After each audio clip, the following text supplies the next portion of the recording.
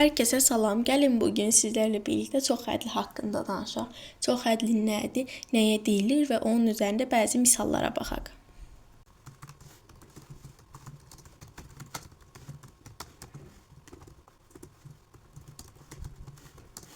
Tərifimiz bir hədlərin cəbri cəminə çoxhədli deyilir. Burada əsas olan odur ki, hər bir tək bir hədli həm də çoxhədlinin bir növü sayılır.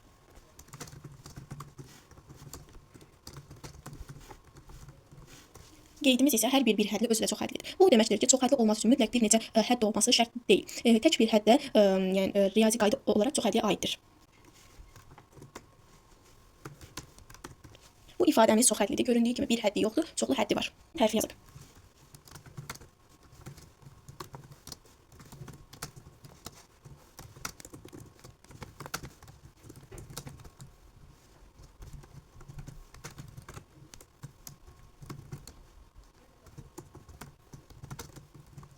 Tərifimiz isə hər bir həddi standart şəkildə olan, oxşar həddi olmayan çoxhədli standart şəkilli çoxhədli deyilir. Bu nədir? Yəni oxşar hədlər islah olunmuş və hər bir həddi standart şəkildə olan ifadəyə deyilir. Bu tərifimizə aid bir nümunə yazaq.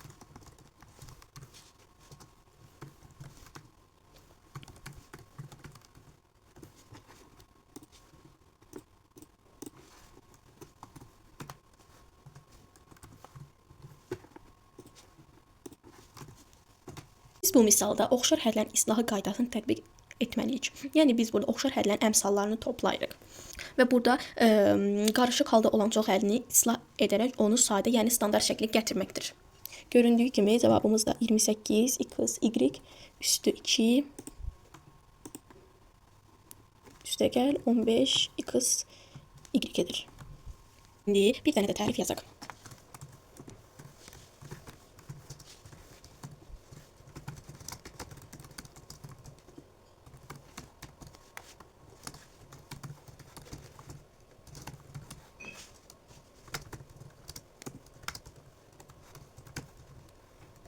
Tərifimiz isə çoxhədlinin əmsalını taparkən dəyişənlərin yerinə 1 qoyuruq. Yəni, çoxhədlinin əmsallarının cəmi həmin çoxhədlini təşkil edən bütün bir hədlərin önündəki ədədi vurğuların cəbridir. Riyazi olaraq bu cəmi tapmaq üçün çoxhədlərin tərkibindəki bütün dəyişənlərə, yəni hərflərə bir qiyməti verilir. Göründüyü kimi burada dəyişənlərin yerinə 1 qoyduq. Cavabımız isə edir 33. Belə bir qeyd yazaq.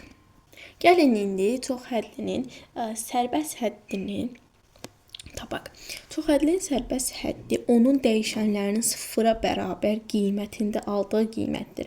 Bütün dəyişənlərin yenə 0 yazıldıqda tərkibində dəyişən olan bütün bir hədlər sıfıra çevrilir və yerdə yalnız sabit ədəd qalır. Gəlin bir nümunəyə baxaq.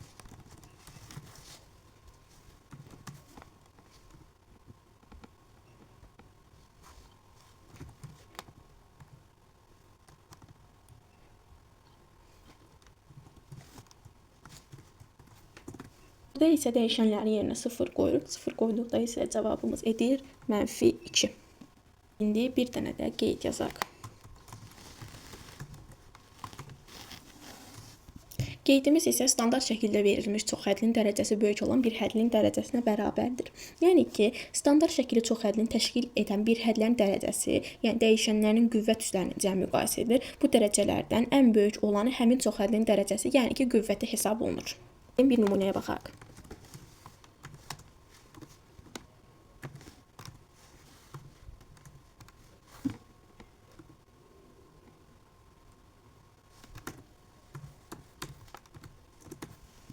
Gəlin bu ifadənin dərəcəsini tapaq. Təbii ki, dərəcəsi böyük olana baxırıq. Dərəcəsi böyük olan 5x üstü 2 olduğuna görə bu ifadəmizin dərəcəsi 2-dir.